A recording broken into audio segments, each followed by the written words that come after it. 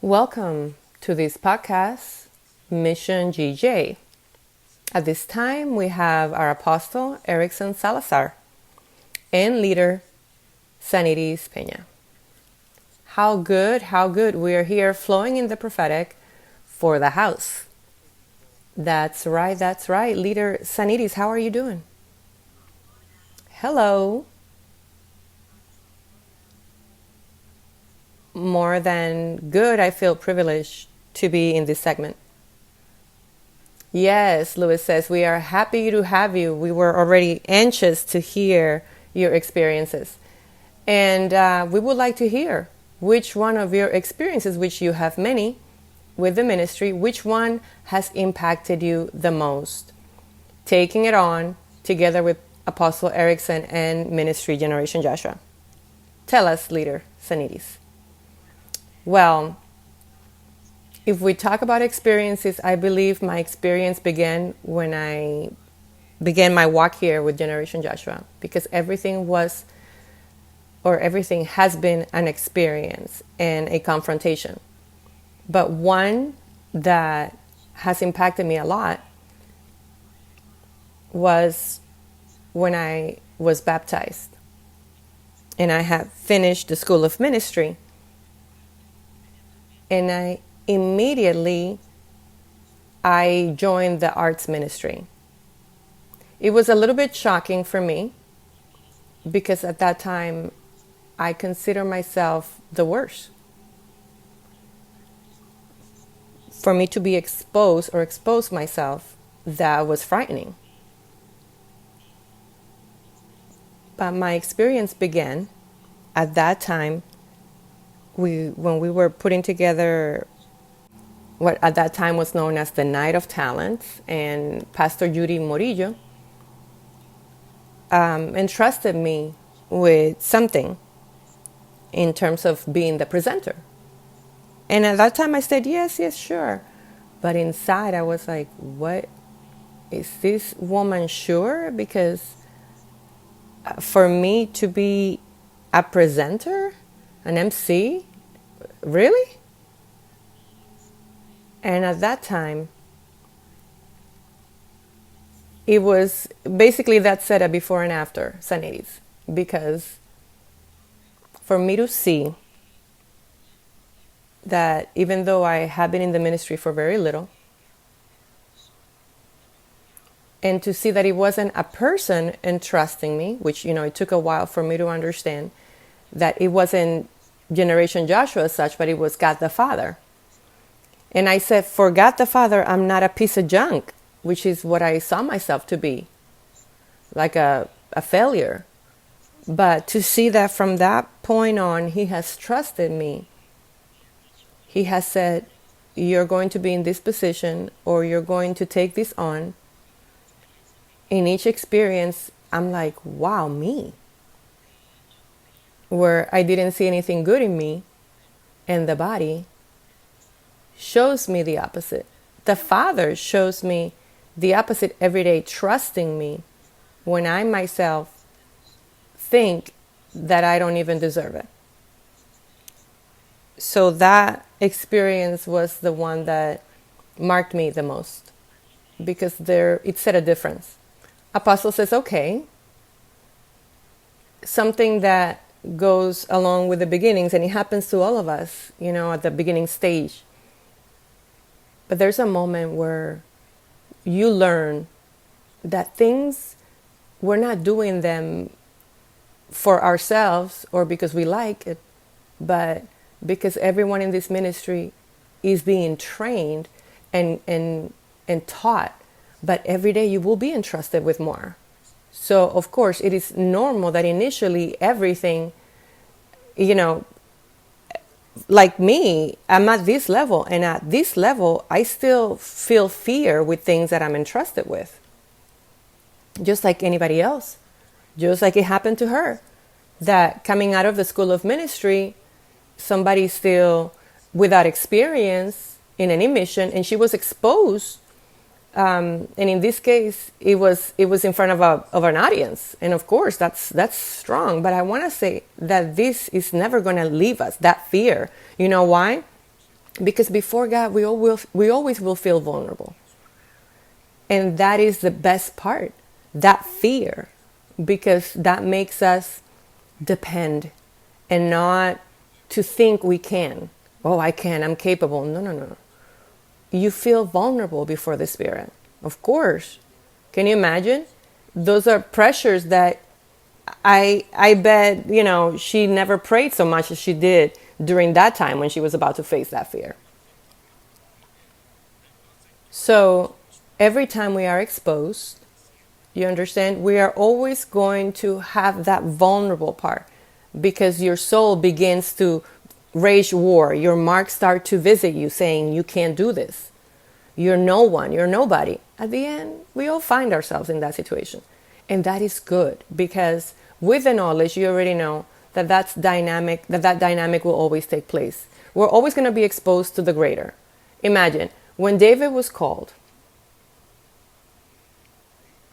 to battle, especially when he himself willingly said, that he was going to go against that uncircumcised giant Goliath. And then they came to him to put on the king's armor. And when they were trying to put it on, he said, no, no, no, no, take that off. I can't. I was trained already. He said that God trained him with bears and lions, meaning in the country he was killing lions and bears. He was like, I've already trained. And he went and he faced Goliath the way that God trained him. So there are people that underestimate, or they feel vulnerable in terms of being exposed, and that's normal. What you can do is underestimate what you're being exposed to, because those are the trainings for the next battle that you're being prepared for. And Lewis says it is a giant step between a person that is immature and a person that already has maturity of the knowledge.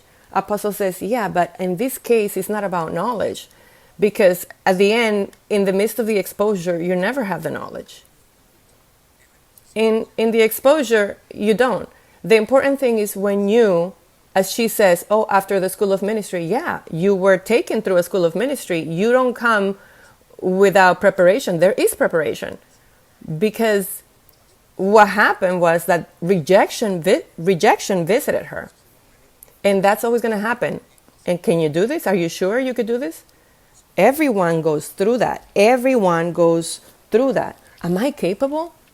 There's not a single person that has been exposed here that doesn't say, are you sure? Are you sure that I'm going to do this? Confirm with the Spirit, Lewis says. Apostle says 100%. Every time you're exposed, you wonder. The person and those around them are like, are you sure you're going to do that?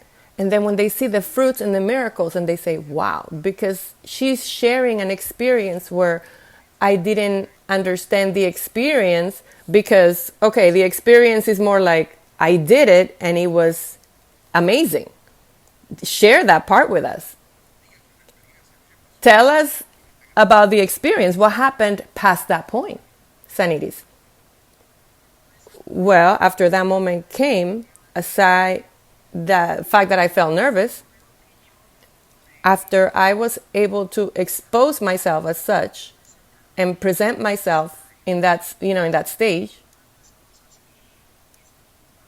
so many things came to my mind. You're gonna make a mess, or let that go. You still have time to back out. But I did it. I trusted and I did it.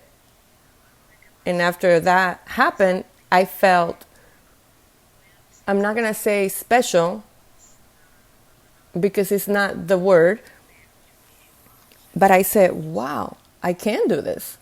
The Father didn't create junk. I really can do this. And it was thanks to the body, and thanks to that foundation that I had. Because I have a long trajectory, but with the 30 studies and In the school of ministry, I had something. And after I did it, for me, that was unique. And that gave me even the strength to understand that each day I'm working against rejection, that rejection that I have, that is daily. But I know that I'm not alone. And that if the Father is trusting me, it's because He knows that I could do it.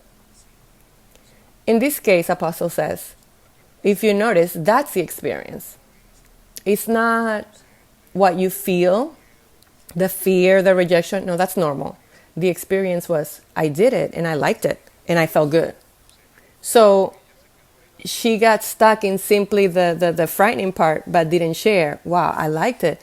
And not just that she doesn't share it, but she kept going in that event and she continued directing that event for many years. She didn't share that.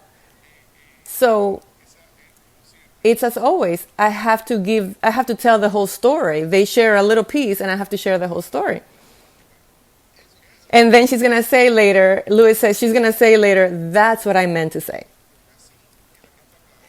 Apostle says, the one that's talking, we have exposed her on TV, projects that work with TV, and she's fabulous. And she's been a person that's impressive for us because of her consistency and the quality of the way that she does things, how professional she is.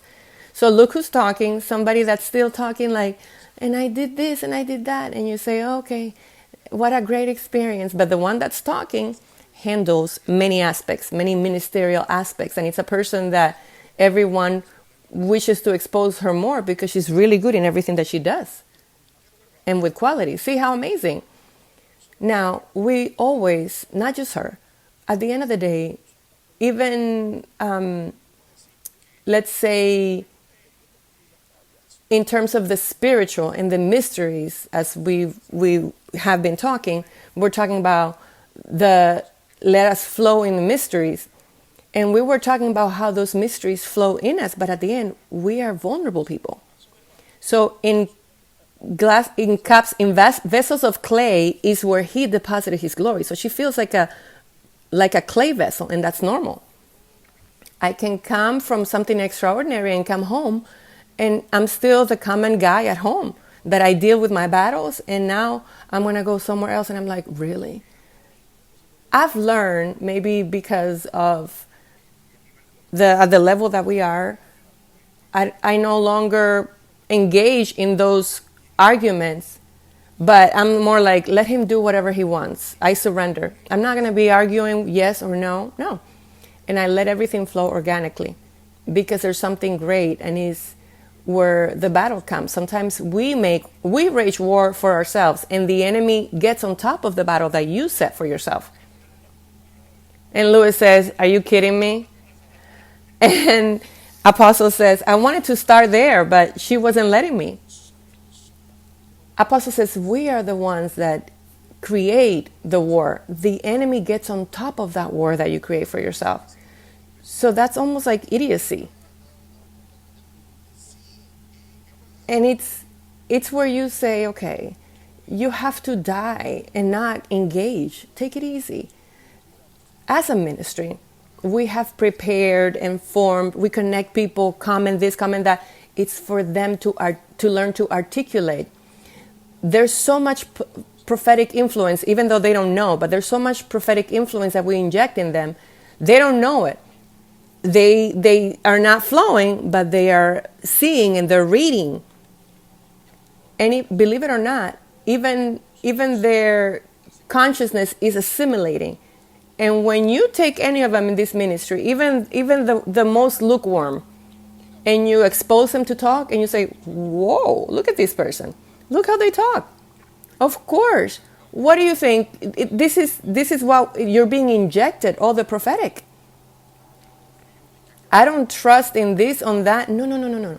It's prophetic connection, 24/7, 365 days a year for 20 years. That's why Lewis says everyone that you pick randomly will still know how to talk. And Apostle says normal. And you see that I expose them like in the different contents that we produce. And I talk to them and I'm like, how you doing? And I let them flow. And I'm not afraid because you know what you formed in them. I'm not making things up. Do you think I'm making things up to see what they say? No, I know the prophet that I'm inviting here. Oh, Saniris. And Saniris like, I'm no one. You're no one for yourself, but I know what I formed in there. You keep what you think you have, and I'm going to work with what I know I sowed into you, and that's very different. So the apostolic is not trying to see what's going to come out. I know what I demand. I know what I'm asking for. I'm not asking you if you can, if you want to. I'm not asking you. I sent you, and that's it.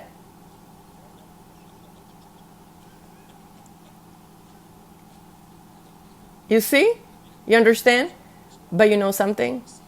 I demand what I've sown. So there are people, why sometimes kids rebel to their parents or citizens rebel to the state or to the government? Because they understand they're demanding something that was not given to me. You're demanding things when you haven't given me my taxes. You're demanding of me when you haven't educated me. You're demanding of me when you haven't given me or met my basic needs. That's strong. When people demand what they haven't sown. Many of you don't know that I talk to you the way I talk to you because I sowed into you.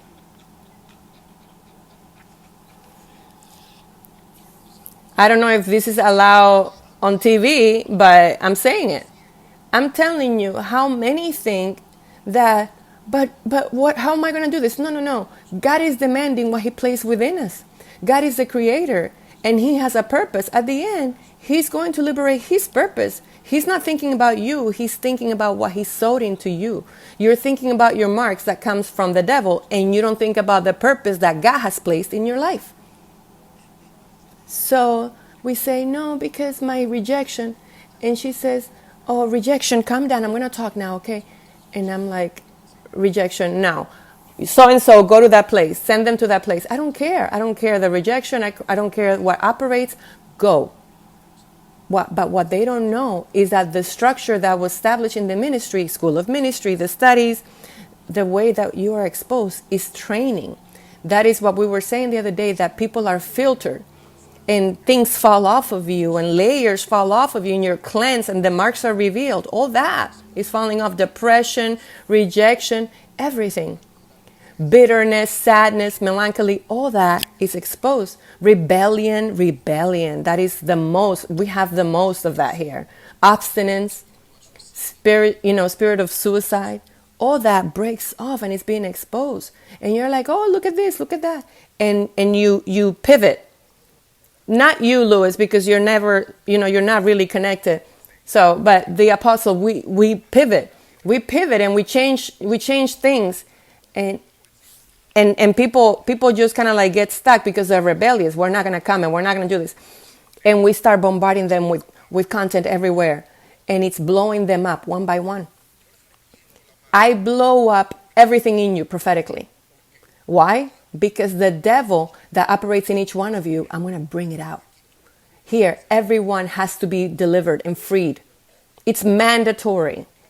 And everyone associates and they get cornered. Oh no, let's take it easy. No, easy what? The apostolic is going to break your head off. We're not taking it easy because death does not forgive. The devil does not forgive. The mark does not forgive. I don't forgive. I don't forgive. So the experiences with the mission are not something that someone thinks is an experience. I can tell you 1,000 experiences and you say, what, did I do that? Yeah, I know everyone's experience. That's why experiencing the mission is more an exercise for everyone to see that everyone in this ministry, everyone has experience. Experience that will surprise you. Because at the end of it all, the enemy wants to make us think that we can do this. And I'm going to tell you something. He's right. We can't. But he can.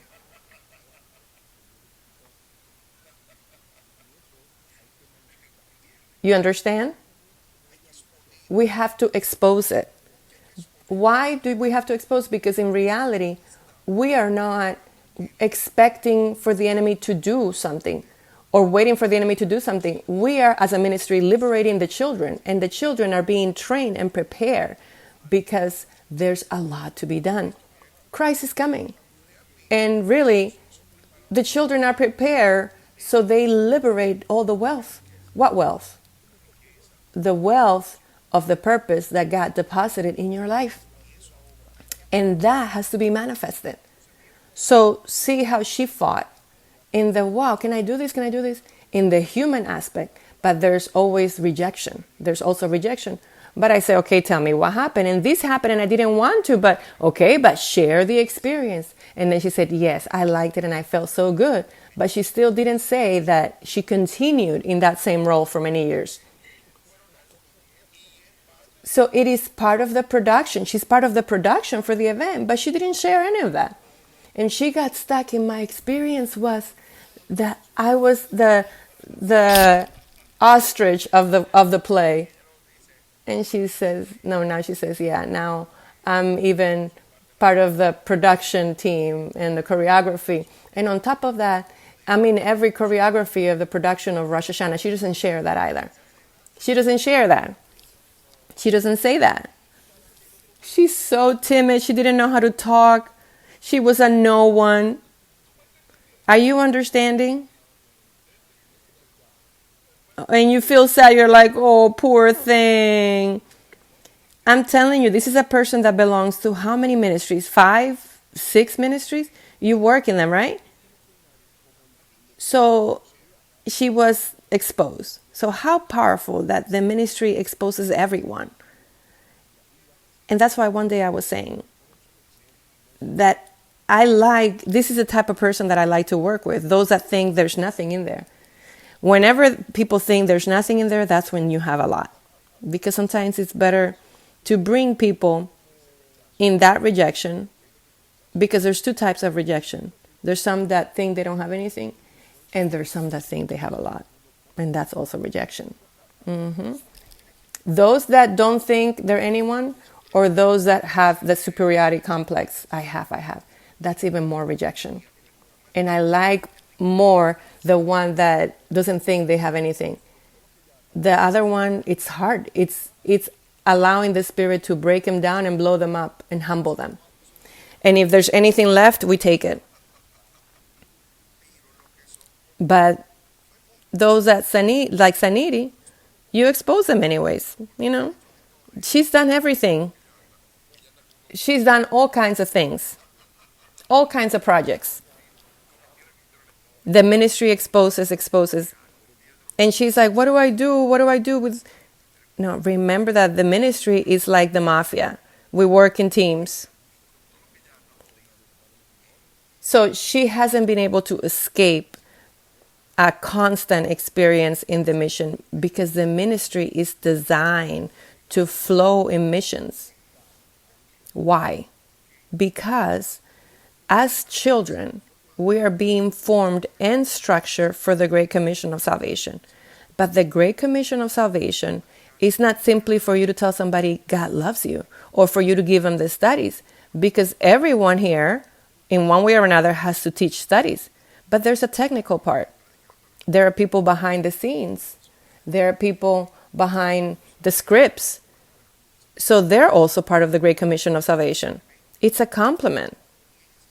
And in that sense, no one can not contribute to this great project of Great Commission. And what she was saying, which is a night of talent, where talents are exercised, this is part of, practicing and exercising yourself in everything that you have, like in the ministry of service, which is where everyone in different technical aspects can develop themselves, and their talents are exposed, and they're trained. They're trained to know, even for you to know their capacity, because everyone is useful. Everyone is a thinking being. And I don't want to tell you now who Sanitis is. She's a professional, high-ranking professional, aside from it all. She has a level of quality and professionalism and intellectual coherence, but but I don't buy that. I don't buy her excuses or anyone's.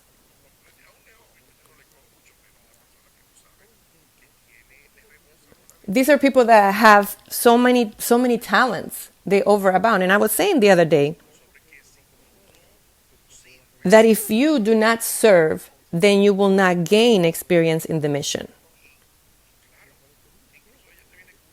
And she comes to you with an experience from her beginnings, but I can come here and bring up experiences from years. But at the end of the day, you let everyone speak about their own experience, and at the end, the apostolic is going to get on top of that experience to use it as an example, because everyone in one way or another is fighting with spirit of rejection that the enemy has made them think that they can, that you can evangelize, that you can consolidate, that you cannot be in, that you can serve in different ministries, that you can clean.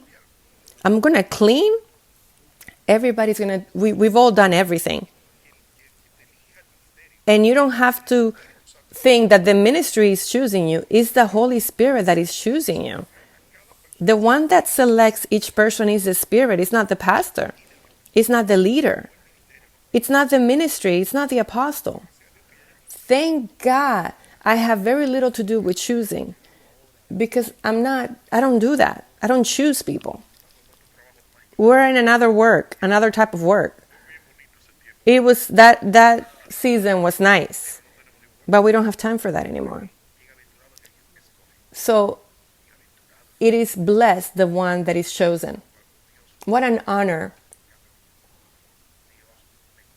What an honor to be chosen. And every day God trusts me with something. When you have to teach a study, do you know how beautiful it is that you are being trusted a life? That early on, you take 30 minutes, when you message them and you say, hey, we'll be ready in 30 minutes. By the way, I'm in every general chat of the ministry. I'm in over 700 chats. And I enjoy that when people notify, hey, are you ready in 30 minutes? Will you be ready in 30 minutes? Yes, I'm ready. And I'm like, that's how you do it. Commitment, disposition, agility, air jumps, whatever's needed, whatever's taken. And I enjoy that. And I enjoy it.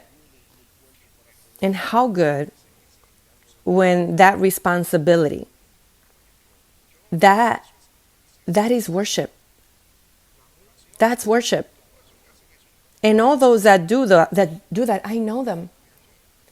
And it's even more deeper, for me to realize, wow, this was Sanity's before, or this person didn't feel capable of doing this before, and to see them now, taking charge, and the time it takes for that person to understand and learn. How many marks, how many scars do they have that show the length of time it took for them to learn? And that you understand now that you cannot engage in arguments with the mark, but you engage with the Holy Spirit. Let's stop engaging with the mark. That whole thing about you not being anyone, tell the mark, you're right. I'm not anyone. I'm not nobody. That's why I seek God. That's why I need God. You are dumb, but I'm so dumb that I connect to everything that the ministry gives me because I'm dumb. Okay? So those of us that argue, whether I am or whether I'm not, don't argue what's true. That's why I serve. If I had anything good in me, I wouldn't connect. But we're fighting. I'm no one. I'm nobody. I'm nobody. I'm nobody. And look where I am. It's normal. That's why I connect. Because I'm a nobody. Because I feel incapable. Because I feel limited in every sense of the word. And that is why I depend on God. Because I was telling you, and that's why I initially said that I myself, no matter how you feel, I feel like that too in every exposure. And you're like, well, what, you? Yes. Why? Because I have to be low profile with the Spirit. I want to be humble with the Spirit, not pretending that, this is easy for me. No, I don't think that I am capable Because at the end, you cannot underestimate the strength of the enemy. Do you know why sometimes many people have fear, or they say, I'm a nobody. I don't know. It's not because you are good or you cannot do it. It's because you're disconnected. Oh, did I say that? Oh, you got to edit that out. That's going to affect many interests of people here. So those that are disconnected are afraid even of the ants, because every little thing, any entity can dislocate your mind. And since you associate to things that you know are going to limit you and scare you, and they say, those marks say, you're going to do this, oh, you're going to do that. Do you remember that you felt like this when you did this? And you start talking back. And I have news for you. Listen, turn back and say, Lord, help me. I don't want to continue in this way. Normal. Acknowledge and take the previous position and keep on moving forward. Take communion. Talk to a leader that works with you. Hey, I'm in this situation. I'm feeling like this. I'm feeling cornered. Shake it off. Because what does the enemy want? He doesn't want you to confess. He doesn't want you to talk. And those are the ones that are always afraid, those that don't talk. Those that don't talk, the enemy will always corner them and will always keep them living a life of sin because they didn't speak up. But those that speak up, automatically, all the arguments and the forces of the enemy, they break down, they back out. Because what we're saying is, don't let yourself be cornered. Me and God, no. One defeats 1,000. And even if you seek support, that it has to be precise in the correct way, in the correct line of command. Seek for support, and then it's 10,000. But then when you go to the body, then you're going to defeat Hades. It's very important to understand that our vulnerability, it is normal. That's why our connection needs to be constant. Our connection is not because I feel weak, let me connect to strengthen myself. No. It doesn't matter how strong you feel, connect and don't stop connecting. Because if you don't fill your spirit with the word, then the marks that are always surrounding you are going to trip you so that you fall. And they always return, they always come around. The aggressiveness has to do with not arguing, not engaging. Oh, connect later. I'll connect later. No, it's now. And connect. Sometimes we're worried about, oh my gosh, they send so much. Let us breathe. No, I'm not going to let you breathe. You understand? Because you connect to a lot of junk. And you always entertain yourself with a lot of little things. So why do you want me to let you go? So that you connect to things that are not appropriate? In lasciviousness? In lie? In gossip? In contentiousness? In that? No, we're not going to let you breathe. What's up? What's the problem? You don't like it? Then do whatever you want. But no. And that's it. And what you need to understand is, you want to escape from your devilish ways and your dirt? Then connect against yourself and against the devil. And say, why don't I want to connect to what's going to liberate me? What's going to heal me? What's going to prosper me? What's going to liberate the child of God in me? What's the big deal? So I do not accept your manipulation that you think you're gonna bend my arm over. No. And because we think things of God need to be handled based on a specific level. No. Something is happening here in this ministry that the children in this house are connecting to adult content already. And they're being liberated and they're embarrassing the adults. And it tells the adults, idiots. The children are connecting to the normal content and they demand, they're like, and why aren't you doing this like the content says? They're the ones that are confronting us now. So no one is going to come to me and change the ministerial format. No, don't try it. This format was designed in this way and there's no other way. Is there anything else I can help you with? This is strong. It's incredible. So we make it not because we make things up or we try a different way. Before beginning this project, it was designed already where we were headed. Because the word says that before you build or edify a building, always sit down and plan. This was planned before beginning. For those that think that we're improvising Or those that think we have another agenda that we're going to change. No, there's no other agenda. This is it. And if you don't like it, there's a door. So there's no escaping. Take your position. We said what you had to do. And those that don't do, then you know where to go. Because you are stagnant and you're keeping others stagnant. And because of you, many don't come through. That's strong. Why am I being so violent in the way I'm talking? Is it the time? In reality, the plan is that Christ said clearly, those that are not gathering with me are wasting. And it says, those that don't leave father and mother for my cause will not enter the kingdom. So we have to be very aggressive, because if he taught us that only those that do his will are his family, then how much more those of us who know that the time is near. Let's not waste our time making time for what in reality doesn't come from God. He said it. They say, Lord, Lord, but they don't do what I say. Let's not allow the enemy to entertain us so that when he comes, he doesn't find us doing so.